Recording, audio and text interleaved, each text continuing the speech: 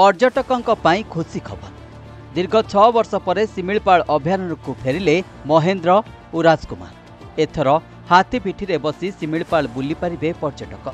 गत 2018 मसीहा जानुआरी मासरे बाघुणी सुंदरी को सुरक्षा देवा सहित पेट्रोलिंग करने शिमिलपाल महेंद्र और राजकुमार को सातकोशिया अभयारण्य को अणाई।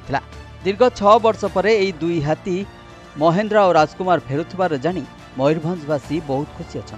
गतकाली हाथी द्वय को 2टी ट्रक जोगे सातकोशिया अभयारण्य शिमिलपाल उत्तर वन्यप्राणी बनखंडर केन्दुमुंडी वन्यप्राणी रेंज कार्यालय को अणाई सेठारे तांकर स्वास्थ्य परीक्षा करा जायतिला। सेमानकु शिमिलपाल अभयारण्य थिबा हाथी कैंप को निया जायतिला। तेबे किछि दिन हाथी दुईटी को विश्राम देबा परे सेमानक कार्य रे लगा जिबा सह दीर्घ वर्ष पर पर्यटक माने हाथी पिठी बसी शिमिलपाल अभयारण्य बुली पारिबे बोली शिमिलपाल दक्षिण वन्यप्राणी बनखंडर उपनिर्देशक सम्राट गौड़ प्रकाश करिसेंती।